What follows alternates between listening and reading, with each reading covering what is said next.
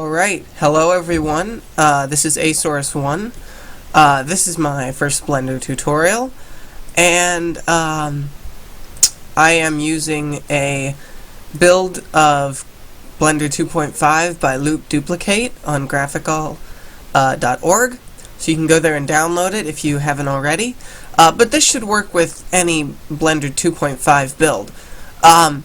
Today I'm going to be showing you how to bake ambient occlusion textures to your objects.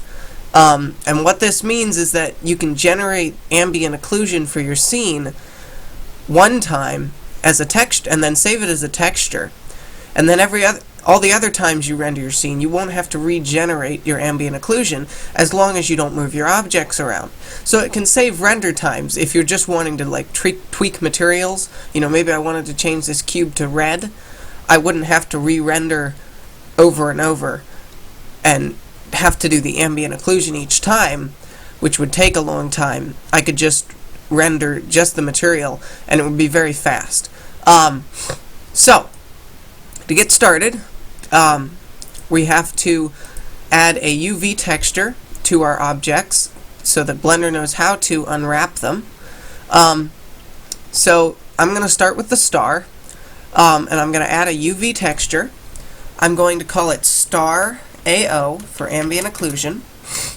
And then I'm going to go over to my UV layout, UV editing layout. And we've got our scene over here and our UV editing layout over here. And I'm going to add a new image. I'm going to call it star AO texture, and I'm going to leave it at its default values, default size, and then I'm going to tab into edit mode, and I'm going to select my star AO texture, and I'm going to Alt right mouse button to select this edge loop, then Shift Alt right click to select this edge loop, and then Shift right click to select this edge. Then I'm going to go to my toolbar, which you can toggle with T, and I'm going to click on UV mapping mark seam, and you can see that the edges have turned red. That means they're a seam, and that's where Blender's going to split the edges, split the mesh when we unwrap it. So I'm going to hit A twice to deselect and then reselect all, and then I'm going to hit U, unwrap. And you can see Blender's generated a nice UV map for this object. So, but we've got a lot of wasted space up here. So what I'm going to do is I'm going to scale down the texture, and then that looks about right. So I'm going to hit E in the UV image editor window to recalculate the UV map, and maybe that's a bit too small, so I'm going to make it a little bit bigger. There we go. Sorry, I have a bit of a cold. So anyways, now if we go back over to our default layout and go to the world settings, we have to turn on ambient occlusion before we can bake it.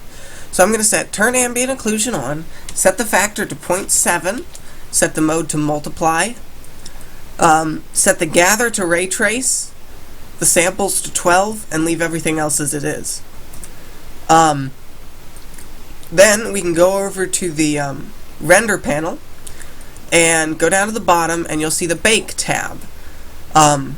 You want to set the bake mode to ambient occlusion, turn on normalized, and leave everything else as it is. And what normalized does is it makes it so that Blender bakes a black and white ambient occlusion map. If you don't have this checked, it will render it with the current material settings as well. So for instance, if I had this unchecked, it would render a yellow ambient occlusion map.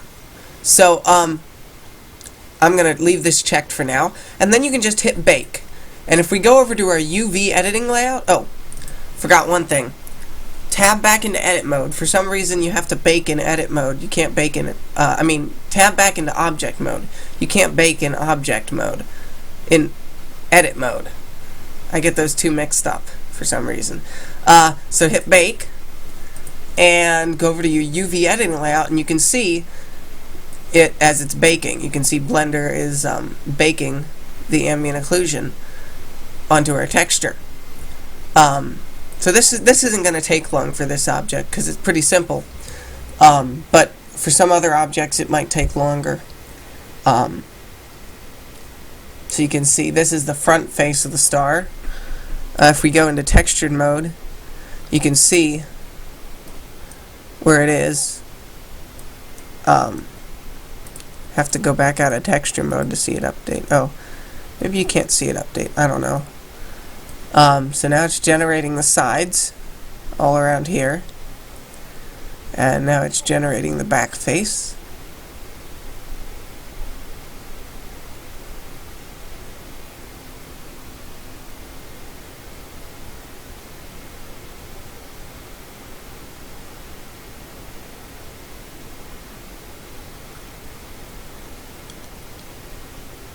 Alright, so there it's done. And if you look in textured view on your scene, you can see here's some ambient occlusion. It's not real obvious on this mesh because it doesn't have many places where the ambient occlusion would make it darker, but right here you can see it's darker near this indentation.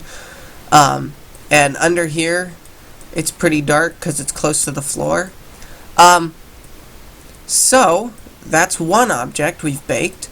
If you go back over to your, well, just actually stay in your UV editing layout, and we're going to do the cube next.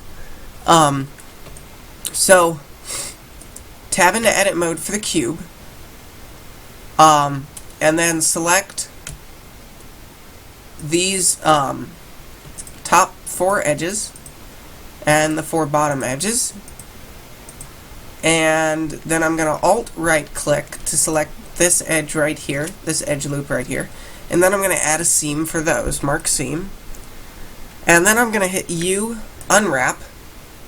Oh, one more thing, hit A twice to select and deselect all, and then hit U, unwrap, and then I'm going to add a new image, call it cube AO texture, and I'm going to size it down again. Let's see. What do we want? How about that? That looks about good. Okay. And then if we go over to our default view, we've got our UV texture layer. I'm going to call this cube AO. And then you just tab into object mode and hit bake, and if we go back over to the UV editing layout, you can see it's generating the ambient occlusion for this object, and like right here you can see where the spheres are resting on top. It's going to be darker closer to them, just like it would be for ambient occlusion. So this is going to take a while. So I'm just going to pause the recording, and when I come back, I will have baked all the ambient occlusion textures for all the objects in the scene, and then we can move on to the process of applying those textures to our materials.